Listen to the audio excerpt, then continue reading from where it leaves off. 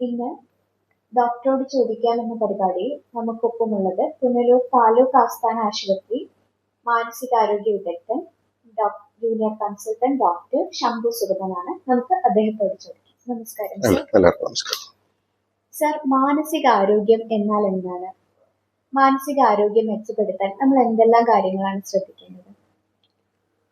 മാനസികാരോഗ്യം എന്ന് നമ്മൾ പറയുമ്പോൾ നേരത്തെ അത് മാനസിക രോഗമായിട്ട് താരതമ്യപ്പെടുത്തുന്ന ഒരു സ്ഥിതി വിശേഷമായിരുന്നു നേരത്തെ ഉണ്ടായിക്കൊണ്ടിരുന്നത്.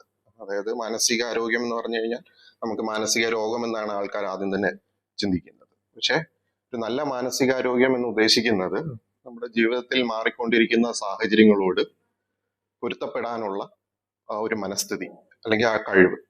ഇപ്പൊ നമ്മുടെ ജീവിതത്തിൽ എല്ലാ കാര്യങ്ങളും നമ്മുടെ ഒരു ഇഷ്ടത്തിനോ അല്ലെങ്കിൽ നമ്മുടെ ഒരു കൺവീനിയൻസിനോ ആയിരിക്കത്തില്ല നടക്കുന്നത്. ഒരുപാട് പ്രതിസന്ധികളും ദൈനംദിന പ്രശ്നങ്ങളും എല്ലാം നമ്മുടെ ജീവിതത്തിൽ ഉണ്ടാവും. അപ്പൊ ആ പ്രശ്നങ്ങൾ തരണം ചെയ്യാനുള്ള ഒരു മാനസിക സ്ഥിതി നമ്മളിൽ ഉണ്ടാവണം. അപ്പൊ ആ ജീവിത പ്രതിസന്ധികളെ നേരിടാനുള്ള ആ ഒരു കഴിവ്, അതിനെയാണ് നമ്മൾ നല്ല മാനസികാരോഗ്യം എന്ന് പറയുന്നത്. ഉദാഹരണത്തിന് അതിന്റെ ഭാഗമായിട്ട് നമുക്ക് നമ്മുടെ വെജിറ്റേറ്റീവ് ഫങ്ഷൻസ് എന്ന് പറയും, ദൈനംദിന കാര്യങ്ങളിൽ ഉണ്ടാവുന്ന ബയോളജിക്കൽ ഫങ്ഷൻസ്, അതായത് നമ്മുടെ ഉറക്കം, വിശപ്പ് തുടങ്ങിയ കാര്യങ്ങൾ. ഇത് നോർമലായി പോകണം. നമ്മുടെ ജീവിതത്തിൽ പ്രതിസന്ധികൾ ഉണ്ടാകുമ്പോഴോ അല്ലെങ്കിൽ പ്രശ്നങ്ങൾ ഉണ്ടാകുമ്പോഴോ ഉറക്കത്തിനെയോ വിശപ്പിനെയോ ഒന്നും നമ്മൾ അത് ബാധിക്കാൻ പാടില്ല. അതുപോലെ തന്നെ നമ്മളുടെ തൊഴിലിടങ്ങളിൽ നമുക്ക് നല്ല രീതിയിൽ പ്രവർത്തിക്കാൻ കഴിയണം. നമ്മുടെ കഴിവിനനുസരിച്ച് നമുക്കത് നമ്മുടെ ഒരു ഔട്ട്പുട്ട് നമുക്ക് നൽകാൻ കഴിയണം. അതുപോലെ തന്നെ ബാക്കിയുള്ള ആൾക്കാരോടും നല്ല രീതിയിൽ നമുക്ക് നമ്മുടെ കഴിവിനനുസരിച്ച് ഇടപെടാനുള്ള ഒരു കഴിവ്. ഇതൊക്കെ ഉണ്ടെങ്കിൽ നമുക്കൊരു നല്ല മാനസികാരോഗ്യം ഉണ്ടെന്ന് പറയാം. ഓക്കെ, മാനസികാരോഗ്യം ഇത് ഒരു ബേസിക് ആയിട്ട് നമുക്ക് വേണ്ട ഒരു സ്കില്ലാണ്. അപ്പൊ ഇതിനകത്ത് പ്രധാനപ്പെട്ട ഈ കാര്യങ്ങളെല്ലാം നടക്കണമെങ്കിൽ നമുക്ക് ശരിയായിട്ടുള്ള ഉറക്കം, അതാണ് ഏറ്റവും പ്രധാനപ്പെട്ട ഒരു കാര്യം. നമ്മുടെ മാനസികാരോഗ്യത്തിന് അടിസ്ഥാനപരമായിട്ട് വേണ്ട ഒരു കാര്യമാണ് ശരിയായിട്ടുള്ള ഉറക്കം. ഇന്നത്തെ ഒരു കാലഘട്ടത്തിൽ, പ്രത്യേകിച്ച് കോവിഡിന് ശേഷം നമ്മൾ കണ്ടിട്ടുള്ളതാണ്, നമ്മൾ പലരും വർക്ക് ഫ്രം ഹോമും കുട്ടികളുടെ ഓൺലൈൻ ക്ലാസ്സും ഒക്കെ തുടങ്ങിയ സമയത്ത് നമ്മുടെ ഉറക്കത്തിന്റെ ആ റുട്ടീൻ നഷ്ടപ്പെട്ടു പലർക്കും. നമ്മൾ നേരത്തെ കൃത്യസമയത്ത് കിടക്കും, കൃത്യസമയത്ത് എണീക്കണം, സ്കൂളിൽ പോകണം, ഓഫീസിൽ പോകണം, വീട്ടിലെ കാര്യങ്ങൾ ചെയ്യണം. അതെല്ലാം ഈ ഒരു കോവിഡിന്റെ ഒരു സമയമായപ്പം അതിനകത്ത് പല ഡിസ്ട്രപ്ഷൻസും ഉണ്ടായി. പല ആൾക്കാരും വളരെ ലേറ്റ് ആയിട്ട് കിടക്കുന്നു, താമസിച്ച് എണീക്കുന്നു. ആ ഒരു റുട്ടീനിലേക്ക് പോയപ്പോൾ അത് നമ്മുടെ മാനസികാരോഗ്യത്തെ വളരെയധികം പ്രതികൂലമായിട്ട് ബാധിക്കുന്നുണ്ട്. അതുകൊണ്ട് ഉറക്കമാണ് ഏറ്റവും ബേസിക് ആയിട്ട് നമുക്ക് മാനസികാരോഗ്യം നിലനിർത്താൻ ആവശ്യമായിട്ടുള്ള ഒരു ഘടകം. ഒരു ആവറേജ് ഒരു മനുഷ്യൻ ഒരു 7, 8, 9 മണിക്കൂർ വരെ, അത് ഓരോരുത്തരുടെ ഒരു ഇൻഡിവിജ്വൽ ഇതനുസരിച്ചിട്ട് വ്യത്യാസം ഉണ്ടാവും. അതിൽ ചില ആൾക്കാർക്ക് 6 മണിക്കൂർ മതി, ചിലർക്ക് 7 മണിക്കൂർ വേണം, 8 മണിക്കൂർ വേണം. അപ്പൊ നമ്മൾക്ക് ഒരു വെൽ റെസ്റ്റഡ് ആയിട്ടുള്ള ഒരു ഫീലിംഗ് നമുക്ക് എത്ര മണിക്കൂർ ഉറക്കം വേണം എന്നുള്ളത് നമുക്ക് അറിയാൻ പറ്റും. അപ്പൊ അത് വെച്ചിട്ട് ഒരു ബേസിക് ഉറക്കം നമുക്ക് ഏറ്റവും ആവശ്യമാണ്. അപ്പൊ മിനിമം ഒരു 6 മണിക്കൂറിൽ കുറയാതെ ഉള്ള ഒരു ഉറക്കം നമുക്ക് വളരെയധികം നമ്മുടെ മെന്റൽ ഹെൽത്തിന് വേണ്ടിയിട്ട് ഇമ്പോർട്ടൻ്റ് ആയിട്ടുള്ള ഒരു കാര്യമാണ്. അതുപോലെ തന്നെ വ്യായാമം. ശരി, ഇപ്പൊ നമ്മുടെ ഇപ്പോഴത്തെ ബിസി ലൈഫിൽ പലർക്കും ശരിയായിട്ടുള്ള ഒരു എക്സസൈസോ ഒന്നും കിട്ടുന്നില്ല. മിക്കുള്ള ഒരു സെഡൻറ്ററി ആയിട്ട് ഇരുന്നിട്ടുള്ള ജോലിയാണ്. യാത്രകളെല്ലാം നമ്മളെ വണ്ടി, സ്കൂട്ടറിലോ കാറിലോ ഒക്കെയാണ് എപ്പോഴും ചെയ്യുന്നത്. അപ്പൊ അത് കാരണം നമ്മുടെ ഒരു സെഡൻറ്ററി ലൈഫിന്റെ ഭാഗമായിട്ട് നമ്മുടെ വ്യായാമം വളരെയധികം കുറഞ്ഞിട്ടുണ്ട്. ഇപ്പൊ ലോകാരോഗ്യ സംഘടന തന്നെ പറഞ്ഞിട്ടുണ്ട്, ദിവസവും 1 മണിക്കൂറെങ്കിലും നമ്മൾക്കൊരു മിനിമം ഇന്റൻസിറ്റി ഉള്ള എക്സസൈസസ് വേണം. അതിന് ഏറ്റവും നല്ലത് വാക്കിംഗ് തന്നെയാണ്. ഇപ്പൊ 1 മണിക്കൂറെങ്കിലും വാക്കിംഗ്, ആഴ്ചയിൽ 3 ദിവസമെങ്കിലും ഒരു medium to high intensity exercises ചെയ്യണമെന്നാണ് നോർമൽ ഹെൽത്തിന് വേണ്ടിയിട്ട്, അത് നോർമൽ ഫിസിക്കൽ ഹെൽത്തും നോർമൽ മെന്റൽ ഹെൽത്തിനും വേണ്ടിയിട്ട് ലോകാരോഗ്യ സംഘടന തന്നെ റെക്കമെൻഡ് ചെയ്തിരിക്കുന്നത്. ആഴ്ചയിൽ 3 ദിവസം നമ്മൾ ജിമ്മിലോ അല്ലെങ്കിൽ കഠിനമായിട്ടുള്ള വ്യായാമങ്ങൾ, ബാഡ്മിന്റനോ അല്ലെങ്കിൽ സ്വിമ്മിങ്ങോ അതുപോലത്തെ ഒക്കെ ഉള്ള കുറച്ച് എക്സസൈസസും കൂടെ നമ്മൾ ചെയ്യണം. പിന്നെ മൂന്നാമത്തത് ഏറ്റവും പ്രധാനമായിട്ട് ലഹരി പദാർത്ഥങ്ങളുടെ ഉപയോഗം. ഈ ലഹരി പദാർത്ഥങ്ങൾ നമ്മുടെ മാനസിക അസ്വസ്ഥത ഉണ്ടാക്കാൻ വളരെ കേപ്പബിൾ ആയിട്ടുള്ള സാധനങ്ങളാണ്. അപ്പൊ നമ്മൾ വളരെ ഒരു സോഷ്യൽ ഇതിന് വേണ്ടിയിട്ട് ഉപയോഗിക്കുന്ന പോലും ഇപ്പോൾ നമ്മുടെ മാനസികാരോഗ്യത്തെ അത് ബാധിക്കും. നമ്മളൊരു അഡിക്റ്റ് എന്നുള്ള രീതിയിലോട്ട് പോകുന്നില്ലെങ്കിൽ പോലും ചെറിയ രീതിയിലുള്ള യൂസ് പോലും നമ്മുടെ മാനസികാരോഗ്യത്തെ അത് ബാധിക്കും. ഇപ്പൊ പണ്ട് കാലത്ത് പ്രത്യേകിച്ച് പാശ്ചാത്യ രാജ്യങ്ങളിലെല്ലാം മദ്യമൊക്കെ അവരുടെ ഒരു ഭക്ഷണ രീതിയുടെ ഭാഗമാണ്. അപ്പം അതുകൊണ്ട് പണ്ട് അവർക്ക് വേണ്ടിയിട്ട് ഒരു മിനിമം ക്വാണ്ടിറ്റി പല ഹെൽത്ത് ഓർഗനൈസേഷൻസ് റെക്കമെൻഡ് ചെയ്തിട്ടുണ്ടായിരുന്നു. പക്ഷെ ഇപ്പോഴും ഏറ്റവും ലേറ്റസ്റ്റ് ആയിട്ട് ലോകാരോഗ്യ സംഘടനയുടെ അറിയിപ്പില് ഒരു അളവിലുള്ള മദ്യവും ആരോഗ്യത്തിന് നല്ലതല്ല. അതായത് നമുക്ക് ഒരു തുള്ളി മദ്യം പോലും നമുക്ക് ഉപയോഗിക്കാൻ പാടില്ല എന്നുള്ളതാണ്. അതുപോലെ തന്നെ പുകവലിയും ബാക്കി സൈക്കോ ആക്റ്റീവ് ഡ്രഗ്സ് ഇതെല്ലാം നമ്മുടെ തലച്ചോറിലെ രാസപ്രവർത്തനം, അതായത് നമ്മൾ ന്യൂറോ ട്രാൻസ്മിറ്റേഴ്സ് എന്ന് പറയും, ഇതാണ് നമ്മുടെ വികാരങ്ങളും ചിന്തകളും എല്ലാം നിയന്ത്രിക്കുന്നത്. ഇതിനെയെല്ലാം അത് ദുഷ്കരമായി ഇത് ബാധിച്ച് നമുക്ക് നമ്മുടെ മാനസികാരോഗ്യത്തെ ബാധിക്കും. അപ്പോൾ ഈ ബേസിക് കാര്യങ്ങൾ തന്നെ നമ്മൾ ഫോളോ ചെയ്ത് കഴിഞ്ഞാൽ നമുക്ക് നമ്മുടെ മാനസികാരോഗ്യം നല്ല രീതിയിൽ നമുക്ക് നിലനിർത്താൻ പറ്റും. അടുത്തത് നമ്മുടെ ചുറ്റുപാടിൽ നിന്നുള്ള സമ്മർദ്ദങ്ങൾ നമ്മുടെ മാനസികാരോഗ്യത്തെ ബാധിക്കും. അപ്പൊ നമുക്കൊരു സുരക്ഷിതത്വവും സംരക്ഷണവും സപ്പോർട്ടും തരുന്ന ഒരു സാമൂഹിക അന്തരീക്ഷം കൂടെ ഇതിന്റെ കൂട്ടത്തിൽ ഉണ്ടാവണം. ശരി സർ. സർ, നമ്മൾ ശാരീരിക അസ്വാസ്ഥ്യങ്ങൾ ഉണ്ടാവുമ്പോൾ ഒരു ഡോക്ടറിനെ കാണുന്ന പോലെ മാനസികാരോഗ്യ പ്രശ്നങ്ങൾ ഉണ്ടാവുമ്പോൾ ഒരു മാനസികാരോഗ്യ വിദഗ്ധനെ കാണാൻ നമ്മുടെ ജനം വിമുഖത കാണിക്കുന്നുണ്ട്. അപ്പോൾ കുട്ടികൾക്ക് പഠന വൈകല്യങ്ങൾ അല്ലെങ്കിൽ കുറച്ച് കുരുത്തക്കേട് കൂടുതൽ അത്തരത്തിൽ എന്തെങ്കിലുമൊക്കെ പ്രശ്നം വന്നാൽ കുഞ്ഞുങ്ങളെ മാനസികാരോഗ്യ വിദഗ്ധന്റെ മുന്നിലേക്ക് കൊണ്ടുവന്നു കഴിഞ്ഞാൽ അത് ഒരു മോശപ്പെട്ട ആൾക്കാർ എന്ത് സംസാരിക്കും, അല്ലെങ്കിൽ സോഷ്യൽ സ്റ്റിഗ്മ ഉണ്ട്. അപ്പൊ അതിനെ പറ്റി സാർ എന്താണ്? ഈ പറഞ്ഞ കാര്യം നൂറ്റാണ്ടുകളായി അല്ലെങ്കിൽ കാലാകാലങ്ങളായി നമ്മുടെ സാമൂഹിക വ്യവസ്ഥയുടെ ഭാഗമായിട്ടുള്ള ഒരു കാര്യമാണ്. അതിപ്പം നമ്മുടെ ഇന്ത്യയിൽ മാത്രമല്ല ലോകമെമ്പാടുമുള്ള ഒരു പ്രക്രിയയാണ്. ഒരു മാനസികാരോഗ്യം എന്ന് പറയുന്നത് ഒരു സ്റ്റിഗ്മ ആയിട്ടാണ് നമ്മളെല്ലാവരും കണക്കാക്കുന്നത്. നമുക്ക് അതിനെക്കുറിച്ച് മിണ്ടാനോ സംസാരിക്കാനോ ഉള്ള ഒരു അനുവാദമോ അവകാശമോ പല വീടുകളിലും ഇപ്പോഴും ഇല്ല. അപ്പൊ അത് കാരണമെന്ന് പറഞ്ഞാൽ ഇതിനെ കുറിച്ചിട്ടുള്ള ഒരു അജ്ഞതയായിരുന്നു. ഇപ്പൊ പണ്ട് കാലത്ത് മാനസിക രോഗങ്ങൾ ഉണ്ടാവുന്നതെന്ന് പറഞ്ഞ മന്ത്രവാദം അല്ലെങ്കിൽ അതുപോലത്തെ ഡാർക്ക് ഫോഴ്സസ് കാരണമാണ് മാനസിക രോഗങ്ങൾ വരുന്നത് എന്നുള്ള ഒരു വിശ്വാസത്തിൽ നിന്നാണ് പിന്നെ അത് കാലാകാലങ്ങളായി അതിലുള്ള പല മാറ്റങ്ങളും പല പുതിയ തിയറീസും എല്ലാം വന്നു, ഓരോ മൂവ്മെന്റുകൾ വന്നു. അങ്ങനെ പിന്നെ അതൊരു സൈക്കോളജിക്കൽ പ്രശ്നമാണെന്ന് മനസ്സിലായി. പിന്നെ ഇപ്പോഴും ലേറ്റസ്റ്റ് ആയിട്ട് നിൽക്കുന്നത് ഇതൊരു ന്യൂറോ ബയോളജിക്കൽ മോഡൽ, അതായത് നമ്മളുടെ തലച്ചോറിലുള്ള മാറ്റങ്ങളാണ് മാനസിക രോഗത്തിന് കാരണങ്ങൾ അല്ലെങ്കിൽ മാനസിക ആരോഗ്യത്തെ ബാധിക്കുന്ന പ്രശ്നങ്ങൾക്ക് കാരണം എന്ന് നമ്മളിപ്പോൾ കണ്ടെത്തിയിരിക്കുന്നു. അപ്പോൾ അത് നമ്മുടെ ഇപ്പോഴത്തെ ഒരു സൊസൈറ്റി അത് അക്സെപ്റ്റ് ചെയ്ത് വരുന്നതേ ഉള്ളൂ. ഇത് ഒരു ഫിസിക്കൽ പ്രോബ്ലം അല്ലെങ്കിൽ നമ്മുടെ ശാരീരിക ആരോഗ്യത്തിന് ഉണ്ടാകുന്ന ഒരു പ്രശ്നം പോലെ തന്നെ ഉള്ളൂ മാനസിക പ്രശ്നങ്ങളും എന്നുള്ളത് നമ്മുടെ ഇപ്പോഴത്തെ ഒരു സൊസൈറ്റി, ഒരു തലമുറകൾ ഇപ്പൊ അംഗീകരിച്ചു വരുന്നുണ്ട്. അപ്പോ ആ സ്റ്റിഗ്മ ഒരുപാട് വ്യത്യാസം ഇപ്പൊ വരുന്നുണ്ട്. ഇപ്പൊ പണ്ട് വളരെ സീരിയസ് ആയിട്ടുള്ള മെന്റൽ ഇൽനെസ്സിന് മാത്രമേ രോഗികളെ ബന്ധുക്കൾ ഡോക്ടേഴ്സിന്റെ അടുത്ത് കൊണ്ടുപോയി സൈക്കാട്രിസ്റ്റിന്റെ അടുത്ത് കൊണ്ടുപോകത്തുള്ളായിരുന്നു. പക്ഷെ ഇപ്പോ ഇപ്പോഴത്തെ സോഷ്യൽ മീഡിയയും ഇപ്പോഴത്തെ നമ്മളുടെ അവയർനെസ്സും എല്ലാം കാരണം ചെറിയ ചെറിയ പ്രശ്നങ്ങൾക്ക് പോലും ആൾക്കാർ മുന്നോട്ട് വരാനും, ഇപ്പൊ നമ്മളുടെ OP-യിൽ തന്നെ നോക്കിയാൽ പോലും പല ഏജ് ഗ്രൂപ്പിലുള്ള ആൾക്കാർ അവർക്ക് ഇതൊരു പ്രശ്നം ആയിട്ട് മനസ്സിലായി കഴിഞ്ഞു കഴിഞ്ഞാൽ അവർ ട്രീറ്റ്മെന്റ് എടുക്കാൻ ഒരു മാനസിക സ്ഥിതിയിൽ ഒരു മാറ്റം വന്നിട്ടുണ്ട് ഇപ്പോഴത്തെ ഒരു കാലത്ത്. അപ്പോ നമ്മൾ എല്ലാ മാനസിക പ്രശ്നങ്ങളെയും മാനസിക രോഗമായിട്ടല്ല നമ്മൾ കണക്കാക്കേണ്ടത്. മാനസിക രോഗം എന്ന് പറഞ്ഞാൽ നമ്മുടെ പെരുമാറ്റത്തിലോ അല്ലെങ്കിൽ നമ്മുടെ വികാരങ്ങളിലോ ഉണ്ടാവുന്ന പ്രശ്നങ്ങൾ അത് നമ്മുടെ സാമൂഹിക ജീവിതത്തെയോ അല്ലെങ്കിൽ നമ്മുടെ തൊഴിൽപരമായിട്ടുള്ള കാര്യങ്ങളെ അത് ബാധിക്കുമ്പോൾ മാത്രമേ അത് നമുക്കൊരു മാനസിക രോഗത്തിന്റെ ലക്ഷണമായിട്ട് അത് പറയാൻ പറ്റൂ. അപ്പൊ നമുക്കുണ്ടാവുന്ന ഒരു ചെറിയ വിഷമം അത് നമ്മുടെ ബാക്കിയുള്ളവരുമായിട്ട് ഇടപെടുന്നതിനുള്ള നമ്മുടെ കഴിവിനെയോ അല്ലെങ്കിൽ നമ്മുടെ തൊഴിലിനെയോ അത് ബാധിക്കുന്നില്ലെങ്കിൽ അതൊരു അസുഖമായിട്ട് നമുക്ക് കണക്കാക്കേണ്ട കാര്യമില്ല. ഇത് എപ്പോഴാണോ ഇത് നമ്മുടെ സാമൂഹികമായിട്ടുള്ള ഇടപെടലിലും നമ്മുടെ തൊഴിൽപരമായിട്ടുള്ള കാര്യങ്ങളിലും ബുദ്ധിമുട്ടുണ്ടാക്കുന്നത്, അതിനെ നമ്മൾ സോഷ്യോ ഓക്കുപേഷണൽ ഡിസ്ഫങ്ഷൻ, ആ ഒരു സ്ഥിതിയിലേക്ക് ഇതെത്തുമ്പോൾ മാത്രമേ ഇതൊരു രോഗമായിട്ട് നമ്മൾ കണക്കാക്കേണ്ട ആവശ്യമുള്ളൂ. അപ്പോ ഇപ്പോഴത്തെ പറഞ്ഞു വന്ന ചോദ്യത്തിന്റെ ഉത്തരം, നമ്മൾ ഇപ്പോഴത്തെ കാലത്ത് അതിന്റെ ഒരു മെന്റൽ ഹെൽത്തിന്റെ ഒരു ഇമ്പോർട്ടൻസും കൂടെ നമ്മൾ കണക്കാക്കണം.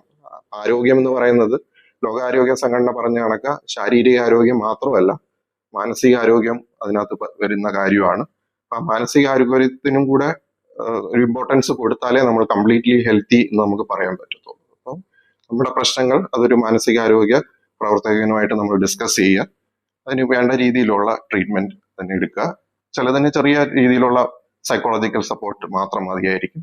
അല്ല വേറെ മെഡിക്കൽ ആയിട്ടുള്ള ഒരു ഇഷ്യൂവും കൂടെ അതിനകത്ത് ഉണ്ട് എങ്കിൽ നമുക്ക് അതിനുള്ള ട്രീറ്റ്മെന്റും കൂടെ എടുത്തു കഴിഞ്ഞാൽ നമ്മുടെ മാനസികാരോഗ്യം നമുക്ക് നിലനിർത്താൻ കഴിയും. സർ, പണ്ട് കാലത്തെ അപേക്ഷിച്ച് ഇപ്പം കുറച്ചും കൂടി ഇപ്പോൾ ഡിപ്രഷൻ ആയാലും ആൻസൈറ്റി ആയാലും മുതലായ കാര്യങ്ങളൊക്കെ കുറച്ചും കൂടി വർദ്ധിച്ചതായിട്ട് കാണുന്നുണ്ട്. അപ്പോൾ അത് ട്രീറ്റ്മെന്റിന് ആൾക്കാർ വരാനായിട്ട് വില്ലിംഗ് ആയി വരുന്നതിന്റെ എണ്ണത്തിൽ കൂടുതലുണ്ടായതുകൊണ്ടാണോ, അതോ അല്ലാതെ തന്നെ നമ്മുടെ സാഹചര്യങ്ങളിൽ ഉണ്ടാകുന്ന സമ്മർദ്ദം കാരണം ഇത് വർദ്ധിച്ചു വരികയാണോ, എങ്ങനെയാണ് സർ? അതുപോലെ തന്നെ സോഷ്യൽ മീഡിയയുടെ അമിതമായ ഉപയോഗം അതൊക്കെയാണോ ഇതിന് കാരണമായി വരുന്നത് സർ? ഈ പറഞ്ഞതിന് നമ്മൾ പണ്ടത്തെ വെച്ച് നോക്കുമ്പോൾ നമ്മുടെ ഒരു സമൂഹത്തിൽ ഇപ്പോ ആങ്സൈറ്റിയുടെ ആയാലും ഡിപ്രഷന്റെ ആയാലും ഒരു പ്രിവലൻസ് കൂടി വരികയാണ്. അപ്പൊ അതൊരു സത്യം തന്നെയാണ്. അപ്പൊ നമ്മളെ ലോകാരോഗ്യ സംഘടനയുടെ കണക്കുകൾ എടുത്താൽ പോലും ഏകദേശം 30% ആൾക്കാർക്ക് എപ്പോഴെങ്കിലും ഒക്കെ മാനസിക പ്രശ്നങ്ങൾ വന്നു പോകാനുള്ള ഒരു സാധ്യതയുണ്ട്. അതിൽ ഉത്കണ്ഠ രോഗങ്ങൾ ഏകദേശം 25% ഉണ്ടാവാം. ഡിപ്രഷൻ സ്ത്രീകൾക്ക് 20%, പുരുഷന്മാർക്ക് 10% വരാനുള്ള ഒരു സാധ്യതയുണ്ട്. ഇതിന് പ്രധാനമായിട്ടും കൂടി വരാനുള്ള ഒരു കാരണം എന്ന് പറയുന്നത് നമ്മുടെ സാമൂഹിക വ്യവസ്ഥിതിയിൽ വന്ന മാറ്റങ്ങൾ തന്നെയാണ്. ഇപ്പൊ നേരത്തെ നമ്മളുടെ ഒരു ജോയിന്റ് ഫാമിലി ആയിരുന്നു. അപ്പം നമ്മുടെ കുടുംബത്തിൽ നമുക്ക് സംസാരിക്കാനും നമ്മുടെ പ്രശ്നങ്ങൾ പറയാനും നമ്മുടെ അച്ഛനും അമ്മയും മാത്രമായിരിക്കത്തില്ല, നമ്മളുടെ അമ്മാവന്മാരുണ്ടാവും, അമ്മാവിമാരുണ്ടാവും, മുത്തച്ഛൻ, മുത്തശ്ശി, കസിൻസ്, അങ്ങനെ ഒരു വലിയൊരു കൂട്ടുകുടുംബ വ്യവസ്ഥിതി നമുക്കുണ്ടായിരുന്നു. അപ്പൊ ആ ഒരു സോഷ്യൽ സപ്പോർട്ട് നന്നായിട്ട് നമുക്ക് അന്ന് നമ്മുടെ ഒരു സിസ്റ്റത്തിൽ ഉണ്ടായിരുന്നു. അപ്പം പിന്നെ ഇൻഡസ്ട്രിയലൈസേഷൻ എല്ലാം വന്നതിന് ശേഷം എല്ലാവരും നഗരങ്ങളിലേക്കും ദൂര സ്ഥലങ്ങളിലേക്കും ഒക്കെ മൈഗ്രേറ്റ് ചെയ്തതിന്റെ ഭാഗമായിട്ട് നമ്മുടെ ഫാമിലീസ് ചെറുതായി വന്നു. നമ്മുടെ ഇപ്പൊ ഒരു ന്യൂക്ലിയർ ഫാമിലി സെറ്റപ്പാണ് നമുക്കിപ്പോൾ കൂടുതലുള്ളത്. അപ്പൊ അവിടെ അച്ഛൻ, അമ്മ, ഒരു 2 മക്കൾ അല്ലെങ്കിൽ ഒരു കുട്ടി, ഇവര് മാത്രമേ ഉള്ളൂ. അപ്പം ഉണ്ടാവുന്ന സംഘർഷങ്ങൾ ഷെയർ ചെയ്യാനോ അല്ലെങ്കിൽ അതിനെക്കുറിച്ച് സംസാരിക്കാനോ ആരും അവൈലബിൾ ആയിട്ടില്ല. എല്ലാവരും അവരവരുടെ കാര്യങ്ങളിലും ജോലിയിലും എല്ലാം വളരെ തിരക്കിലായിരിക്കും. ജോലി കഴിഞ്ഞ് വന്നിട്ട് കുറച്ച് സമയം ഫുഡ് കഴിക്കാനോ അല്ലെങ്കിൽ പല ഫാമിലീസിലും സംസാരിക്കാൻ തന്നെ സമയമില്ല. എല്ലാവരും അവരവരുടെ കാര്യങ്ങളായിരിക്കും, അവരവരുടെ എന്റർടൈൻമെന്റ് ആയിരിക്കും. ഇപ്പൊ എല്ലാവർക്കും മൊബൈൽ ഫോൺ ഉണ്ട്, എല്ലാവരും അവരവരുടെ ഫോണിൽ നോക്കി അവർക്ക് ഇഷ്ടമുള്ള കാര്യങ്ങൾ കാണുന്നു.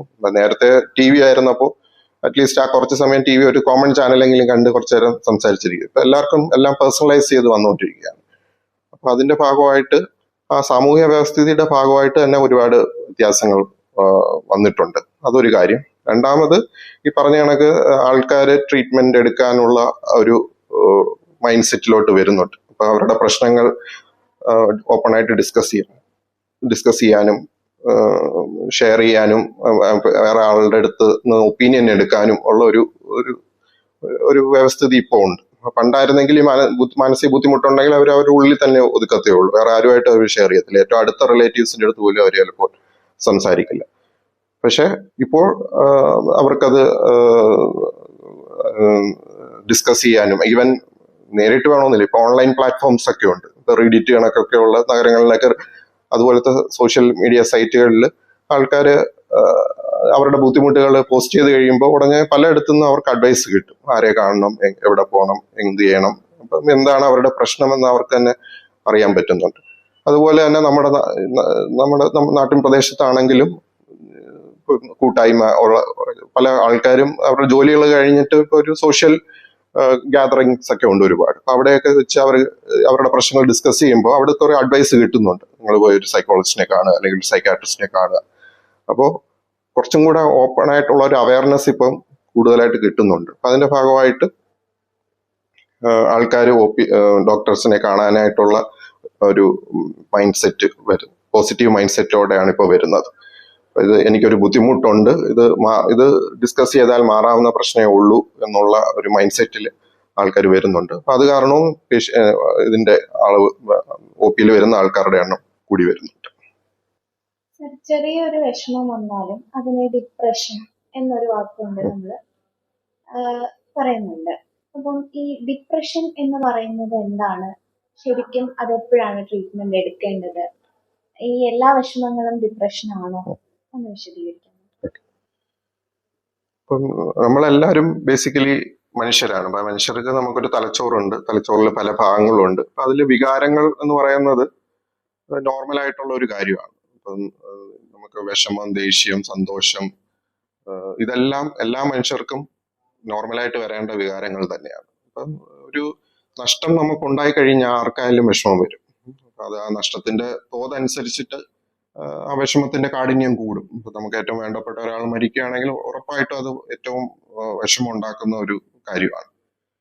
അപ്പോൾ ഈ ഒരു സാധാരണ ഒരു വിഷമത്തിനെ അല്ലെങ്കിൽ ഈ പറഞ്ഞൊരു നഷ്ടത്തിന്റെ തോതനുസരിച്ചിട്ടുണ്ടാവുന്ന ഒരു നോർമൽ റെസ്പോൺസിനെ നമ്മൾ അതൊരു രോഗമായിട്ട് കണക്കാക്കേണ്ട കാര്യമില്ല. വിഷാദ രോഗം എന്ന് പറയുന്നത് സ്ഥായി ആയിട്ടുള്ള ഒരു വിഷമം, അത് 2 ആഴ്ചയിൽ കൂടുതൽ നീണ്ടു നിൽക്കുമ്പോഴാണ് നമ്മൾ ഒരു വിഷാദ രോഗത്തിന്റെ ലക്ഷണമായിട്ട് നമ്മൾ കണക്കാക്കേണ്ടത്. അത് സ്ഥായി ആയിട്ടുള്ള വിഷമം എന്ന് പറഞ്ഞു കഴിഞ്ഞാൽ ഒരേ ഇന്റൻസിറ്റിയിൽ, അതായത് രാവിലെ മുതൽ വൈകുന്നേരം വരെ ആ വിഷമം അതേ ഒരേ കാഠിന്യത്തിൽ അയാൾ അനുഭവിച്ചുകൊണ്ടിരിക്കുകയാണ്. സാധാരണ നമുക്കൊരു വിഷമം വന്നു കഴിഞ്ഞാൽ ദിവസങ്ങൾ കഴിയും തോറും ആ വിഷമത്തിന്റെ കാഠിന്യം കുറഞ്ഞു കുറഞ്ഞു വരും. ഇപ്പം ഈ പറഞ്ഞ ഒരു വേർപാടിന്റെ വിഷമമാണെങ്കിൽ ദിവസങ്ങൾ കഴിയുമ്പോൾ നമുക്ക് ആ വിഷമത്തിന്റെ കാഠിന്യം നമുക്ക് കുറഞ്ഞു കുറഞ്ഞു വരും. അതൊരു നോർമൽ റെസ്പോൺസ് ആണ്. പക്ഷെ വിഷാദ രോഗം ആവുമ്പോൾ ഈ വിഷമത്തിന്റെ കാഠിന്യം കുറയില്ല, അതേ തീവ്രതയിൽ ആൾക്ക് രാവിലെ തൊട്ട് വൈകുന്നേരം വരെ. എന്നാൽ ചില സമയത്ത് ഒരു വേരിയേഷൻ ഉണ്ട്. ചില ആൾക്കാർക്ക് വൈകുന്നേര സമയങ്ങളിലൊക്കെ ഭയങ്കര വിഷമം വരും, ചില ആൾക്കാർക്ക് പകൽ സമയത്ത് ഭയങ്കര വിഷമം. അതിന് കൂടത്തേ ഉള്ളൂ, അത് കുറയുന്നതായിട്ട് അവർക്ക് അനുഭവപ്പെടുത്തില്ല. അപ്പൊ ഈ സ്ഥായി ആയിട്ടുള്ള വിഷമം. പിന്നെ രണ്ടാമത് താല്പര്യക്കുറവ്. നേരത്തെ അവർ ആസ്വദിച്ചുകൊണ്ടിരുന്ന കാര്യങ്ങൾ അല്ലെങ്കിൽ നേരത്തെ അവർക്ക് താല്പര്യം ഉണ്ടായിരുന്നുകൊണ്ടിരുന്ന കാര്യങ്ങളിൽ അവർക്ക് താല്പര്യക്കുറവ്. അവർക്ക് നേരത്തെ ആസ്വദിച്ച് അവര് ഉദാഹരണത്തിന് ഇപ്പൊ ജോലി ചെയ്യുമായിരുന്നു, അല്ലെങ്കിൽ അവർക്ക് എന്തെങ്കിലും ഹോബീസ് ഉണ്ടായിരുന്നു, TV കാണുമായിരുന്നു, പാട്ട് പാടുമായിരുന്നു. ഇതൊക്കെ നേരത്തെ ആസ്വദിച്ചുകൊണ്ടിരുന്ന കാര്യങ്ങളൊന്നും അവർക്ക് ഇപ്പൊ അതിനകത്ത് ഒരു ആനന്ദം കണ്ടെത്താൻ പറ്റുന്നില്ല, അല്ലെങ്കിൽ അതൊക്കെ ഒരു മടുപ്പ് അവർക്ക് ഉളവാക്കുന്നു. മൂന്നാമത്തത് അകാരണമായിട്ടുള്ള ക്ഷീണം. അതായത് ചെറിയ ജോലികൾ പോലും അവർക്ക് ഭയങ്കര ശ്രമകരമായിട്ട് അവർക്ക് അനുഭവപ്പെടും. അത് നമ്മൾ സാധാരണ ചെയ്തുകൊണ്ടിരുന്ന ജോലികൾ ചെയ്യുമ്പോൾ പോലും അവർക്ക് ഭയങ്കര ക്ഷീണം അനുഭവപ്പെടുന്നു. ആ ക്ഷീണം കാരണം മിക്ക സമയത്ത് അവർ കിടക്കുക അല്ലെങ്കിൽ റെസ്റ്റ് എടുക്കുക, അവരുടെ ജോലി അത് ബാധിക്കാനുള്ള ഒരു സാഹചര്യം ഉണ്ടാവുക. ഇപ്പൊ ഇത് മൂന്നുമാണ് പ്രധാനമായിട്ടും ഡിപ്രസീവ് ഡിസോർഡർ, വിഷാദ രോഗത്തിന്റെ ലക്ഷണങ്ങൾ. ഇത് കൂടാതെ വേറെ കുറച്ച് ലക്ഷണങ്ങളും കൂടെ ഉണ്ട്. അതായത് നമ്മളെ കൊണ്ട് ഇനി ഒന്നിനും പറ്റില്ല, ജീവിച്ചിരുന്നിട്ട് കാര്യമില്ല, ഒരു ഹോപ്പ്ലെസ്നെസ്, ഹെൽപ്ലെസ്നെസ് എന്നൊക്കെയുള്ള തോന്നലുകൾ. അതേപോലെ തന്നെ കുറ്റബോധം, അകാരണമായിട്ടുള്ള കുറ്റബോധം, നമ്മൾ എന്തോ വലിയ തെറ്റ് ചെയ്തു, നമ്മൾ ശിക്ഷ അനുഭവിക്കേണ്ട ആളാണ് എന്നൊക്കെയുള്ള അകാരണമായിട്ടുള്ള ഒരു കുറ്റബോധം. അതുപോലെ തന്നെ ഉറക്കം, വിശപ്പ്, ഇത് രണ്ടിനെയും ബാധിക്കുക. നേരത്തെ ഞാൻ പറഞ്ഞു നല്ല മാനസികാരോഗ്യത്തിൽ നമ്മുടെ ഉറക്കവും വിശപ്പിനെയും പ്രശ്നങ്ങളൊന്നും ബാധിക്കത്തില്ല. പക്ഷെ ഈ പ്രശ്നങ്ങൾ കാരണം, ഈ പറഞ്ഞ ലക്ഷണങ്ങളോടൊപ്പം നമ്മൾക്ക് സാധാരണ രീതിയിൽ ഉറക്കക്കുറവാണ് ഉണ്ടാവുന്നത്. ചില ആൾക്കാരിൽ ഉറക്ക കൂടുതലും ഉണ്ടാവാം. അതേപോലെ തന്നെ വിശപ്പ് കുറവും, ചില ആൾക്കാരിൽ വിശപ്പ് കൂടുതലും. വിശപ്പ് കൂടുതൽ അതൊരു ക്രേവിങ് കണക്കാണ്. അവർക്ക് ചിലപ്പോൾ മധുര സാധനങ്ങളോടോ അതോട് ഐസ്ക്രീമും അതായത് ബേക്കറി സാധനങ്ങൾ, ചോക്ലേറ്റ്സ്, ഇതൊക്കെ അമിതമായിട്ട് കഴിക്കാൻ തോന്നുക. ഇത് വിശപ്പ് കുറവും ഉണ്ടാവും, വിശപ്പ് കൂടുതലും ഉണ്ടാവും. പിന്നെ നമുക്ക് ചിലപ്പോൾ നമ്മുടെ ലൈംഗിക താല്പര്യങ്ങൾക്കും താല്പര്യക്കുറവ്, ഇതൊക്കെ വരുമ്പോൾ ഈ ലക്ഷണങ്ങളും കൂടെയൊക്കെ വിഷാദ രോഗത്തിന്റെ കൂടെ ഉണ്ടാവും. അപ്പൊ ഈ പറഞ്ഞ ലക്ഷണങ്ങളെല്ലാം 2 ആഴ്ചയിൽ കൂടുതൽ നിൽക്കുമ്പോഴാണ് നമ്മൾ ഒരാൾക്ക് വിഷാദ രോഗം ഉണ്ടോ എന്ന് സംശയിക്കേണ്ടത്. അങ്ങനെയുള്ളപ്പോൾ നമ്മൾ ഒരു മാനസികാരോഗ്യ വിദഗ്ധന്റെ സഹായം ഉടനെ തന്നെ തേടേണ്ടതാണ്. സാർ, ഈ ഇടയ്ക്ക് നമ്മുടെ നീറ്റിന് ഉയർന്ന മാർക്കോടുകൂടി പാസ്സായ ഒരു കുട്ടി ആത്മഹത്യ ചെയ്യുകയുണ്ടായി. അപ്പം ഇതുപോലെ പലതരത്തിലുള്ള കേസുകൾ നമ്മൾ കേൾക്കുന്നുണ്ട്. ഒരുപാട് കുട്ടികൾ ഇതുപോലെ ടീനേജ് പ്രായത്തിലുള്ള കുട്ടികൾ ആത്മഹത്യ ചെയ്യുന്നുണ്ട്. ഇത് പാരന്റിന്റെ പ്രശ്നമാണ്. എന്താണ് ഇങ്ങനെ സംഭവിക്കാനുള്ള കാരണം? ഇപ്പം ഇതിൽ പ്രധാനമായിട്ടുള്ള ഒരു ചോദ്യമാണിത്. പ്രത്യേകിച്ച് നമ്മുടെ ഇപ്പോഴത്തെ കാലഘട്ടത്തില് ഈ പാരന്റിങ്, ഞാൻ നേരത്തെ പറഞ്ഞ കണക്ക് ഈ ന്യൂക്ലിയർ ഫാമിലീസ് ആവുമ്പോൾ പല രീതിയിലുള്ള പാരന്റിങ് ആണ് നടക്കുന്നത്. മാതാപിതാക്കൾ ഒന്നുകിൽ കുട്ടിക്ക് അമിത സ്വാതന്ത്ര്യം കൊടുക്കും, അവരുടെ അഭിലാഷങ്ങളെല്ലാം നിറവേറ്റാൻ ശ്രമിക്കും. അല്ലെങ്കിൽ ചിലപ്പോൾ ഭയങ്കര അതോറിറ്റേറിയൻ പാരന്റിങ് ആയിരിക്കും. അവർ പറയുന്നത് മാത്രമേ കുട്ടി ചെയ്യാവൂ എന്നുള്ള ഭയങ്കര ഒരു അതോറിറ്റി ഫിഗർ ആയിട്ട് നിൽക്കുന്ന പേരൻസും ഉണ്ട്. ഇതിന്റെ കൂട്ടത്തിൽ തന്നെ കുട്ടിക്ക് ഒരു ടെമ്പറമെന്റ്, കുട്ടിയുടെ ആന്തരികമായിട്ട് കുട്ടിക്ക് കുറച്ച് കുട്ടിയുടെ പേഴ്സണാലിറ്റിയുടെ ഭാഗമായിട്ടുണ്ടാകുന്ന കുറച്ച് കാര്യങ്ങളുണ്ട്. അപ്പൊ അതിന്റെ ഭാഗത്തിൽ ഏറ്റവും പ്രധാനപ്പെട്ട ഒരു സംഭവമാണ് സ്ട്രെസ് ടോളറൻസ്, സമ്മർദ്ദങ്ങളെ അതിജീവിക്കാനുള്ള കഴിവ്. നമ്മളുടെ ജീവിതത്തിലെ ഏറ്റവും ബേസിക് ആയിട്ടുള്ള കുറച്ച് സവിശേഷ ഗുണങ്ങളുണ്ട്, അതിനെ നമ്മൾ ബേസിക് ലൈഫ് സ്കിൽസ് എന്ന് പറയും. അപ്പൊ ഇതെല്ലാം കറക്റ്റായിട്ട് വരുമ്പോഴാണ് നമ്മളുടെ ഒരു പേഴ്സണാലിറ്റി ഒരു ഏകദേശം നോർമൽ എന്നുള്ള രീതിയിൽ നമുക്ക് പറയാൻ പറ്റുന്നത്. അപ്പോൾ അതായത് ഒരു കുട്ടിക്ക് എപ്പോഴും പഠിച്ചുകൊണ്ടിരിക്കുക, ഏറ്റവും ഉയർന്ന മാർക്ക് മേടിക്കുക, ഇതല്ല ഒരു കുട്ടിയെ സംബന്ധിച്ചോളം ഏറ്റവും നോർമൽ ആയിട്ടുള്ള ഒരു കാര്യം. അതൊക്കെ ആവശ്യമാണ്, പക്ഷെ ഈ ബേസിക് ലൈഫ് സ്കിൽസ് കൂടെ കുട്ടിക്ക് കിട്ടിയാൽ മാത്രമേ ആ കുട്ടിക്ക് ഈ നേരത്തെ ഞാൻ പറഞ്ഞ ജീവിതത്തിൽ ഉണ്ടാവുന്ന പ്രതിസന്ധികൾ അല്ലെങ്കിൽ ജീവിത സാഹചര്യങ്ങളിൽ ഉണ്ടാവുന്ന മാറ്റങ്ങൾ ടോളറേറ്റ് ചെയ്യാനുള്ള, സഹിക്കാനുള്ള ഒരു കഴിവുണ്ടാകത്തുള്ളൂ. അപ്പോൾ ഒരു കുട്ടി മനസ്സിലാക്കേണ്ട കാര്യം എന്ന് പറഞ്ഞു കഴിഞ്ഞാൽ, ഒരിക്കലും നമ്മുടെ ജീവിതം സിനിമയിൽ കാണുന്ന കണക്കോ പുസ്തകങ്ങൾ വായിക്കുന്ന കണക്കോ എപ്പോഴും ഒരു സന്തോഷം നിറഞ്ഞൊരു സംഭവം ആയിരിക്കത്തില്ല. അപ്പം ജീവിതത്തിൽ പലതരം പ്രതിസന്ധികൾ വരും. ആ പ്രതിസന്ധികൾ പല ഘട്ടങ്ങളിൽ പല രീതിയിലുള്ള പ്രതിസന്ധികളായിരിക്കും. അതൊക്കെ വരുമ്പോൾ അത് നേരിടാനുള്ള ഒരു കഴിവ് അത് നമുക്കുണ്ടാവണം. അപ്പൊ അതിനെ നമ്മൾ അതിന്റെ ഒരു ഭാഗമാണ് സ്ട്രെസ് ടോളറൻസ് എന്ന് പറയുന്നത്. അപ്പൊ സമ്മർദ്ദങ്ങൾ വരുമ്പോൾ അതിനെ അതിജീവിക്കാനുള്ള കഴിവ്. അതുപോലെ തന്നെ വേറൊരു ഇതാണ് ഇമോഷണൽ റെഗുലേഷൻ, അതായത് വികാരങ്ങൾ അനുയോജ്യമായിട്ട് പ്രകടിപ്പിക്കാനുള്ള ഒരു കഴിവ്. അപ്പൊ നമുക്ക് നമ്മൾ ഉണ്ടാവുന്ന വികാര വിക്ഷോഭങ്ങൾ അല്ലെങ്കിൽ വികാര മാറ്റങ്ങളെല്ലാം സന്ദർഭത്തിന് അനുയോജ്യമായിട്ട് വേണം നമ്മൾ പ്രകടിപ്പിക്കാൻ. അപ്പോൾ ചെറിയൊരു പ്രശ്നത്തിന് വളരെ അതിവികാരമായിട്ട് നമ്മൾ ഭയങ്കരമായിട്ട് പ്രതികരിച്ചു കഴിഞ്ഞാൽ അത് അവിടെ ഒരു ഇംബാലൻസ് സംഭവിക്കുകയാണ്. അത് നമുക്ക് പലതരത്തിലുള്ള വൈകാരിക പ്രശ്നങ്ങൾ ഭാവിയിൽ ഉണ്ടാക്കാൻ സാധ്യതയുണ്ട്.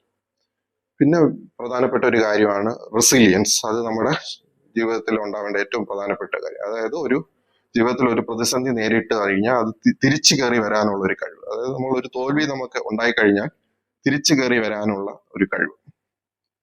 അപ്പോൾ ഇപ്പൊ കുട്ടികളായിരിക്കുമ്പോൾ പ്രധാനമായിട്ടും പരീക്ഷകളായിരിക്കും അവർക്കുണ്ടാകുന്ന ഒരു മെയിൻ സ്ട്രെസ്. അപ്പം ചില പരീക്ഷകളിൽ നമ്മൾ ജയിക്കാം, ചിലതിൽ തോക്കാം. നമ്മൾ പല ഫാക്ടേഴ്സ് അതിനകത്ത് ഉണ്ടാവും. നമ്മൾ നന്നായിട്ട് പഠിച്ചിട്ടില്ലെങ്കിലോ അല്ലെങ്കിൽ ചുറ്റുപാടുമില്ല ഉണ്ടായ മാറ്റങ്ങൾ കാരണമൊക്കെ ചിലപ്പോൾ നമുക്ക് പരീക്ഷയ്ക്ക് ഇച്ചിരി മാർക്ക് കുറഞ്ഞെന്ന് വരും. അത് ഈ പരീക്ഷയാണ് ജീവിതം, അതാണ് നമ്മളുടെ ജീവിതത്തിലെ ലക്ഷ്യം എന്ന് മാത്രം നമ്മൾ വിചാരിക്കുമ്പോൾ ആണ് ഈ പ്രശ്നം ഉണ്ടാവുന്നത്. അപ്പം പരീക്ഷ ഒരു പരീക്ഷയായിട്ട് മാത്രം കണക്കാക്കുക. ഈ പരീക്ഷയ്ക്ക് മാർക്ക് കുറഞ്ഞാൽ അടുത്ത പരീക്ഷയ്ക്ക് നമുക്ക് അത് മേക്കപ്പ് ചെയ്യാം. അപ്പോൾ ആ ഒരു സമ്മർദ്ദം അപ്പം അതിന് നമ്മൾ കുട്ടി മാത്രമല്ല, ആ കുട്ടിയുടെ സാമൂഹിക അന്തരീക്ഷവും കൂടെ അതിന് സപ്പോർട്ടിങ് ആയിരിക്കണം. അപ്പൊ അവിടെയും ഈ പറഞ്ഞ പേരന്റിങ്ങിന്റെ ഒരു റോള് വരുന്നുണ്ട്. കുട്ടിക്കുള്ള സപ്പോർട്ട് സിസ്റ്റം എങ്ങനെയാണെന്നുള്ളതിന്റെ റോള് വരുന്നുണ്ട്. അപ്പോൾ ആ റെസിലിയൻസ് എന്ന് പറയുന്നത്, അതായത് നമ്മൾ പറയുന്നത് ഒരു നമ്മുടെ മനസ്സൊരു റബ്ബർ പന്ത് പോലെ ആയിരിക്കണം. ഒരു ഭിത്തിയിലേക്ക് എറിഞ്ഞു കഴിഞ്ഞാൽ അത് തിരിച്ചു വരണം, അവിടെ പോയി സ്റ്റക്കായിട്ടിരിക്കരുത്. അപ്പം നമ്മൾ പലതരം പ്രതിസന്ധി ബ്ലോക്കുകൾ നമ്മുടെ ജീവിതത്തിൽ വരും. ആ ബ്ലോക്കിൽ വന്ന് നമ്മൾ അവിടെ ട്രാപ്പായി ഇരിക്കരുത്. അവിടുന്ന് തിരിച്ച് ഒരു പന്ത് ബൗൺസ് ചെയ്ത് വരുന്ന കണക്ക് നമുക്ക് തിരിച്ച് കയറി വരണം. അത് നമ്മുടെ പേഴ്സണാലിറ്റിയുടെ ഒരു ഭാഗമായിട്ട് വരേണ്ട ഒരു സ്കില്ലാണ്. ഈ ബേസിക് ലൈഫ് സ്കിൽസ് നമ്മൾ മിക്കവാറും നമ്മുടെ മാതാപിതാക്കളുടെ നിന്നും നമ്മുടെ ചുറ്റുപാടിൽ നിന്ന് തന്നെ കുട്ടി സ്വയം പഠിച്ചു വരുന്നതാണ്. ഇതൊരു ഫോർമൽ എഡ്യൂക്കേഷൻ ആയിട്ട് നമ്മുടെ സ്കൂൾ സിസ്റ്റത്തിൽ ഇപ്പൊ ഇല്ല. നമ്മുടെ സ്കൂളിൽ പഠിപ്പിക്കുന്ന സബ്ജക്ട്സിൽ ഈ ബേസിക് ലൈഫ് സ്കിൽസ് എന്ന് പറയുന്നത് മുമ്പൊന്നും പറഞ്ഞു പോലും കേട്ടിട്ടില്ല. പക്ഷെ പാശ്ചാത്യ രാജ്യങ്ങളിലൊക്കെ ഇതിന്റെ ഒരു ട്രെയിനിങ് കുട്ടികൾക്ക് നേരത്തെ തന്നെ കൊടുക്കുന്നുണ്ട്. ഇപ്പം നമ്മുടെ പാഠ്യ പദ്ധതികൾ നമ്മുടെ എഡ്യൂക്കേഷൻ സിസ്റ്റത്തിൽ ലൈഫ് സ്കിൽസിനെ കുറിച്ചും പ്രതിപാദിക്കുന്നുണ്ട്. അതിന്റെ കുറച്ച് ട്രെയിനിങ്ങുകൾ കാര്യങ്ങളും എല്ലാം ഒരു അവബോധം വരുത്താനുള്ള ഒരു ശ്രമം തുടങ്ങിയിട്ടുണ്ട്. അപ്പോൾ നമ്മുടെ ഈ ലൈഫ് സ്കിൽസിലുള്ള ഒരു ബുദ്ധിമുട്ടാണ് പല പ്രതിസന്ധികളും വരുമ്പോൾ കുട്ടികൾ തളർന്നു പോകുന്നത്. പിന്നെ ഒരു കാര്യം എന്ന് പറയുന്നത്, പ്രത്യേകിച്ച് ടീനേജേഴ്സ് എന്ന് പറഞ്ഞത്, ടീനേജേഴ്സ് എന്ന് പറയുമ്പോൾ ഒരു കൗമാരപ്രായം ഒരുപാട് മാറ്റങ്ങളുടെ ഒരു സമയമാണ്. അതൊരു ജീവിതത്തിൽ ഉണ്ടാകുന്ന ഒരു ട്രാൻസിഷൻ പീരീഡാണ്. ഒരു കുട്ടിയായിരിക്കുന്ന ആള് അഡൽട്ട് ആവുന്ന മുതിർന്ന ആളാവുന്നതിന്റെ ഇടയിൽ ഉണ്ടാവുന്ന ഒരു ട്രാൻസിഷൻ പീരീഡാണ് ഈ കൗമാരപ്രായം എന്ന് പറയുന്നത്. ഏകദേശം 10 തൊട്ട് 19 വയസ്സ് വരെ എന്ന് നമുക്ക് പറയാം. അതില് ഒരുപാട് ചേഞ്ചസ് നമ്മുടെ ശരീരത്തിലുണ്ടാവും. നമ്മുടെ തലച്ചോറിന് ചേഞ്ചസ് ഉണ്ടാവും, നമ്മുടെ ശരീരത്തിന് ചേഞ്ചസ് ഉണ്ടാവും. അതിൽ ഏറ്റവും പ്രധാനമായിട്ട് ഹോർമോണൽ ചേഞ്ചസും ഒരുപാട് ഉണ്ടാവും കുട്ടികളിൽ. ആ ഹോർമോണൽ ചേഞ്ചസ് പ്രത്യേകിച്ച് പെൺകുട്ടികളിൽ ഈ പ്രൊജസ്ട്രോൺ, ഈസ്ട്രജൻ എന്നൊക്കെ പറഞ്ഞ ഹോർമോണൽ ചേഞ്ചസ് കാരണം ഉണ്ടാകുന്ന തന്നെ അവരുടെ വികാരങ്ങളിൽ ഒരുപാട് വ്യത്യാസം ഉണ്ടാവും. അപ്പൊ ആ പീരീഡ് ഇച്ചിരി ഒരു ഒരു സെൻസിറ്റീവ് പീരീഡാണ്. അപ്പൊ അവിടെ ആണ് നമ്മൾ കൂടുതൽ ഒരു സപ്പോർട്ട് കൊടുക്കേണ്ടത്. അവർക്ക് ഒരു മാനസികമായി അവരെ സപ്പോർട്ട് ചെയ്യാനുള്ള ഒരു സിസ്റ്റം അവർക്ക് ഉണ്ടാവണം. അപ്പൊ ആ ഒരു സപ്പോർട്ട് സിസ്റ്റം കൂടെ ഉണ്ടെങ്കിൽ എങ്കിൽ മാത്രമേ നമ്മുടെ മാനസികാരോഗ്യം നമുക്ക് കാത്തു സൂക്ഷിക്കാൻ പറ്റത്തുള്ളൂ. അപ്പൊ നീ നേരത്തെ പറഞ്ഞ ലൈഫ് സ്കിൽസും അതിന്റെ കൂട്ടത്തിൽ നമ്മുടെ സാമൂഹിക സുരക്ഷിതത്വം കൂടെ അവർക്ക് കൊടുക്കണം. അവർക്ക് അതിനുള്ള സപ്പോർട്ടും കൂടെ ഉണ്ടെങ്കിൽ ഈ പ്രതിസന്ധികൾ അവർക്ക് നേരിടാൻ പറ്റും. Okay sir. സർ ഇപ്പോ നമ്മുടെ സർ പറഞ്ഞു ഇപ്പം നമ്മുടെ വിദ്യാഭ്യാസ രംഗത്ത് ഇതുപോലെ മനഃശാസ്ത്രത്തിന്റെ അവബോധം സൃഷ്ടിക്കുന്നു. അപ്പൊ നമ്മുടെ സ്കൂൾ കോളേജ് തലത്തില് മാനസികാരോഗ്യ വിദ്യാഭ്യാസം എന്ന് പറയുന്ന കാര്യത്തിന് എത്രത്തോളം പ്രാധാന്യമുണ്ട്? അതുപോലെ തന്നെ നമ്മുടെ വർക്ക് സ്പേസുകളിൽ അവിടെ ഇതുപോലെ ഭയങ്കരമായ സ്ട്രെസ് കാരണം ഒരുപാട് പ്രത്യേകിച്ച് IT മേഖലകളിലൊക്കെ വളരെയധികം ഇതുപോലെ സൂസൈഡും കാര്യങ്ങളും എല്ലാം നടക്കുന്നുണ്ട്. അപ്പൊ അവിടെയൊക്കെ എന്ത് കാര്യം ചെയ്തു കഴിഞ്ഞാൽ നമുക്ക് ഈ ഒരു കാര്യത്തെ നിയന്ത്രിച്ച് നിർത്താനായിട്ട് സാധിക്കും? എന്താണ് അവിടെ ഒരു മാറ്റം കൊണ്ടുവരേണ്ടത്? ഇപ്പൊ ചോദിച്ച ആദ്യത്തെ ചോദ്യത്തിന്റെ ഉത്തരം, സ്കൂൾ തലങ്ങളിൽ ഇപ്പോൾ ഗവൺമെന്റ് തന്നെ ഇനിഷ്യേറ്റീവ് എടുത്തിട്ട് നമുക്ക് ഒരുപാട് ഹെൽത്ത് എഡ്യൂക്കേഷൻ പ്രോഗ്രാംസ് സൈക്കാട്രിസ്റ്റുകളെയും സൈക്കോളജിസ്റ്റുകളെയും മെന്റൽ ഹെൽത്ത് ക്ലാസ്സസിന് വേണ്ടിയിട്ട് നമ്മളെയൊക്കെ ക്ഷണിക്കുന്നുണ്ട്. അപ്പൊ അത് ഗവൺമെന്റ് സ്കൂൾസിൽ +1 സ്റ്റുഡൻസിന് സൗഹൃദ ക്ലബിന്റെ ഭാഗമായിട്ട് കൗമാരപ്രായത്തിലെ മാനസികാരോഗ്യം എന്ന് പറയുന്ന ഒരു അവയർനെസ് പ്രോഗ്രാം വർഷങ്ങളായി നടത്തിക്കൊണ്ടിരിക്കുകയാണ്. എല്ലാ ഗവൺമെന്റ് സ്കൂളുകളിലും +1 സമയത്ത് കുട്ടികൾക്ക് ഈ ക്ലാസ് നിർബന്ധമായി കിട്ടണം എന്നുള്ളൊരു ഗവൺമെന്റ് ഓർഡർ ഉണ്ട് എഡ്യൂക്കേഷൻ ഡിപ്പാർട്ട്മെന്റിന്റെ. അപ്പൊ അതിന്റെ ഭാഗമായിട്ട് സൈക്കാട്രിസ്റ്റുകളെ സൈക്കോളജിസ്റ്റുകളെയൊക്കെ വിളിച്ചിട്ട് ക്ലാസ്സുകൾ നടത്തുന്നുണ്ട്. അപ്പൊ അവർക്ക് ഈ പറഞ്ഞ കൗമാരപ്രായത്തിൽ ഉണ്ടാകുന്ന മാറ്റങ്ങൾ, ലൈഫ് സ്കിൽസ്, അതിനെ കുറിച്ചിട്ടുള്ള ഒരു അവബോധം എല്ലാം നമ്മൾ സൃഷ്ടിക്കാൻ ശ്രമിക്കുന്നുണ്ട്. അതുപോലെ തന്നെ പേരൻസിന് മക്കളെ അറിയാൻ എന്നുള്ള രീതിയിൽ പേരൻസിന് ഒരു ട്രെയിനിങ് പ്രോഗ്രാമും അവയർനെസ് ക്ലാസ്സും കൊടുക്കുന്നുണ്ട്. ഇപ്പോൾ ഗവൺമെന്റിന് വളരെ ഇമ്പോർട്ടന്റ് ആയെന്ന് മനസ്സിലാവുന്ന ഒരു മേഖലയാണിത്. കാരണം ഇന്നത്തെ കൗമാരപ്രായക്കാരാണ് നാളത്തെ നമ്മുടെ വർക്കിംഗ് ക്ലാസ് ആവുന്നത്. അപ്പൊ അവരുടെ മാനസികാരോഗ്യം നല്ല രീതിയിൽ ഉണ്ടെങ്കിൽ മാത്രമേ നമ്മുടെ രാജ്യത്തിനും പുരോഗതി ഉണ്ടാകത്തുള്ളൂ. അപ്പോൾ നമ്മുടെ നാഷണൽ പോളിസിയിലെല്ലാം ഇതിന് വളരെ ഇമ്പോർട്ടൻസ് കൊടുക്കുന്നുണ്ട്. ഇപ്പം കുട്ടികളിൽ ഉണ്ടാവുന്ന വർദ്ധിച്ചു വരുന്ന ലഹരി ഉപയോഗം, ഇതിനെ കുറിച്ചിട്ടുള്ള അവരുടെ മാനസികാരോഗ്യം, അത് എത്രയും കാത്തു സൂക്ഷിക്കുക എന്നുള്ളത് നമ്മുടെ അവരുടെ ഒരു കുടുംബത്തിന് വേണ്ടി മാത്രമുള്ള ഒരു ആവശ്യമല്ല, അത് നമ്മുടെ രാജ്യത്തിന്റെ പുരോഗതിക്കും കൂടെ ആവശ്യമായിട്ടുള്ള ഒരു കാര്യമാണ്. അപ്പോൾ അതിനുള്ള അവയർനെസ് പ്രോഗ്രാംസ് ഒക്കെ പണ്ടൊന്നും ഇല്ലാത്ത രീതിയിൽ. രണ്ടാമത്തെ ചോദ്യം നമ്മുടെ ജോലി സ്ഥലത്തെ മാനസികാരോഗ്യം. അപ്പൊ അത് ഒരു 2 വർഷം മുമ്പുള്ള ലോകാരോഗ്യ സംഘടനയുടെ മെന്റൽ ഹെൽത്ത് ഡേയുടെ ഒരു തീം തന്നെ അതായിരുന്നു. നമ്മുടെ വർക്ക് സ്പേസിലെ മെന്റൽ ഹെൽത്തിനെ കുറിച്ച് നമുക്ക് പ്രയോറിറ്റൈസ് ചെയ്യണം, അത് നമുക്ക് അതിന് മുൻഗണന കൊടുക്കണം. നേരത്തെ നമുക്ക് അങ്ങനെ ഒരു വർക്ക് കൾച്ചറോ അല്ലെങ്കിൽ അങ്ങനെ ഒരു കോൺസെപ്റ്റ് നമുക്ക് ഇല്ലായിരുന്നു. അവർക്ക് നമ്മുടെ ഒരു ഓഫീസിലെ അല്ലെങ്കിൽ ഒരു സ്ഥാപനത്തിലെ ജോലിക്കാരുടെ മാനസികാരോഗ്യത്തെ കുറിച്ച് ആരും അവിടെ ബോധേഡുമല്ല, അതിനെക്കുറിച്ച് സംസാരിക്കാനും താല്പര്യപ്പെടുന്ന ഒരു കാര്യമല്ല. പക്ഷെ ഈ പറഞ്ഞ പല പ്രശ്നങ്ങളും, ജോലി സ്ഥലത്തെ സമ്മർദ്ദം, ആത്മഹത്യാ പ്രവണതകൾ, ആത്മഹത്യാ ചിന്തകൾ, ആത്മഹത്യകൾ കണക്കെടുക്കുകയാണെങ്കിൽ ഏറ്റവും കൂടുതൽ ആത്മഹത്യ നടക്കുന്ന ഒരു സംസ്ഥാനമാണ് ഇന്ത്യയിൽ കേരളം. അപ്പൊ അതിന്റെ ഒരു 15% കൂടുതലായിരിക്കും ആത്മഹത്യ അറ്റംപ്റ്റുകൾ. അപ്പോ അത് വളരെ വലിയൊരു കണക്കാണ്. അപ്പൊ അത് നമ്മുടെ ജീവിതത്തിലെ ഒരു പ്രധാനപ്പെട്ട കുറെ സമയം നമ്മൾ ഒരു ദിവസം ജോലി സ്ഥലത്താണ് ചെലവഴിക്കുന്നത്. അപ്പൊ അവിടെയും നമ്മുടെ മാനസികാരോഗ്യം നല്ല രീതിയിൽ കൊണ്ടുപോകാൻ നമ്മൾ പഠിക്കേണ്ടതാണ്. അവിടെയും പ്രത്യേകിച്ച് കോവിഡിന് ശേഷം ഈ വർക്ക് ഫ്രം ഹോം എന്നുള്ള ഒരു കൺസെപ്റ്റ് വന്നതിന് ശേഷം നമ്മൾ ആ വർക്ക് ടൈമിങ്സിൽ ഭയങ്കര വ്യത്യാസം വന്നിട്ടുണ്ട്. ആദ്യം പലരും അതൊരു അനുഗ്രഹമായിട്ട് ആണ് കണക്കാക്കിയത്. നമ്മൾക്ക് വീട്ടിൽ തന്നെ ഇരിക്കാം, വീട്ടിലെ കാര്യങ്ങൾ ചെയ്യാം, യാത്ര ചെയ്ത് ട്രാഫിക്കില് ബ്ലോക്കിൽ പെടേണ്ട, വീട്ടിൽ എന്നുള്ള അതൊരു പോസിറ്റീവ് ഇതായിട്ടാണ് എടുത്തത്. പക്ഷെ പലർക്കും അത് വർക്ക് ടൈം അത് കറക്റ്റായിട്ട് ഡീലിനിയേറ്റ് ചെയ്യാൻ പറ്റാത്ത ഒരു അവസ്ഥ വന്നു.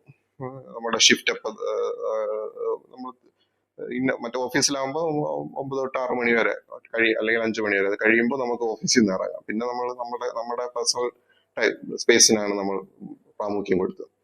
ഇത് വീട്ടിലെ ജോലി ചെയ്യുന്നതിനിടയ്ക്ക് നമ്മൾ പല ഓഫീസിലെ കാര്യങ്ങൾ നോക്കണം, മീറ്റിംഗ്സ് കാണും. ചിലപ്പോൾ അന്നത്തെ ഡെഡ് ലൈൻ കഴിഞ്ഞില്ലെങ്കിൽ രാത്രി വളരെ വൈകി നമ്മൾ ഇരുന്ന് വർക്ക് ചെയ്യേണ്ടി വരും. അപ്പോൾ നമ്മുടെ ഉറക്കവും, നേരത്തെ പറഞ്ഞ ബേസിക് കാര്യങ്ങൾ, നമ്മുടെ ഉറക്കം, വ്യായാമം, ഇതിനെയൊക്കെ അത് ബാധിച്ചു തുടങ്ങി. അപ്പൊ അത് തന്നെ വലിയ രീതിയിലുള്ള സമ്മർദ്ദം ആക്കി എത്തിയിട്ടുണ്ട്. പിന്നെ അടുത്തത് എന്ന് പറയുന്നത് നമ്മളുടെ സിസ്റ്റം. അത് നമുക്ക് ചെയ്യാൻ പറ്റുന്ന ജോലികൾ എത്രത്തോളം നമ്മൾ കൊണ്ട് കാര്യക്ഷമമായി ചെയ്യാൻ പറ്റുമോ അത്രത്തോളം നമ്മൾ ചെയ്യുക. ഓവറായിട്ട് നമ്മൾ ചെയ്യാൻ ശ്രമിച്ചു കഴിഞ്ഞാൽ നമ്മൾ ബേൺ ഔട്ട് എന്നുള്ളൊരു ഫിനോമിനിലോട്ട് പോകും. അതായത് നമ്മൾ ചെയ്ത് നമ്മളുടെ എപ്പോഴും നമുക്ക് ക്ഷീണം, താല്പര്യക്കുറവ്, ഒന്നിനും സന്തോഷമില്ലായ്മ, ഈ പറഞ്ഞ ഡിപ്രഷന്റെ കുറച്ച് സിംറ്റംസും ജോലിയുമായിട്ട് ബന്ധപ്പെട്ട് നമ്മൾ അമിതമായിട്ട് നമ്മുടെ ഒരു കപ്പാസിറ്റിയുടെ എബോവ് കുറെ നാൾ വർക്ക് ചെയ്യുകയാണ്, അല്ലെങ്കിൽ ഒരു ദിവസം തന്നെ ഒരുപാട് മണിക്കൂർ ബ്രേക്ക് എടുക്കാതെ നമ്മൾ വർക്ക് ചെയ്യുമ്പോൾ നമ്മളുടെ ബോഡിയും താങ്ങില്ല.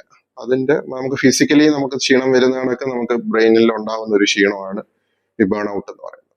അപ്പൊ ബേൺ ഔട്ടിന്റെ ഭാഗമായിട്ടും പല പ്രശ്നങ്ങളും ഉണ്ടാവും. നമ്മുടെ എഫിഷ്യൻസി കുറയും. അത് നമ്മുടെ വർക്ക് പ്ലേസിലെ റിലേഷൻഷിപ്സിനെ അത് ബാധിക്കും. അതുപോലെ തന്നെ നമുക്കൊരു അസേർട്ടീവ്നെസ് ഉണ്ടാവണം. നമുക്ക് ചെയ്യാൻ പറ്റുന്ന കാര്യങ്ങൾ എത്രത്തോളം ഉണ്ടെന്ന് നമ്മൾക്ക് ചെയ്യാൻ പറ്റുന്ന ആ കഴിവ് നമ്മൾ മനസ്സിലാക്കി അതിൽ കൂടുതൽ ജോലികൾ നമുക്ക് പറ്റില്ല എങ്കിൽ അത് എവിടെയാണ് അത് പ്രത്യേകിച്ച് പ്രൈവറ്റ് സ്റ്റാർട്ടപ്പുകൾ അല്ലെങ്കിൽ പ്രൈവറ്റ് മൾട്ടിനാഷണൽ കമ്പനീസ് അല്ല, ഒരാളെ കൊണ്ട് മാക്സിമം അവര് ജോലി ചെയ്യിപ്പിച്ച് അവർക്ക് പ്രോഫിറ്റ് ഉണ്ടാക്കാനാണ് അവര് ശ്രമിക്കുന്നത്.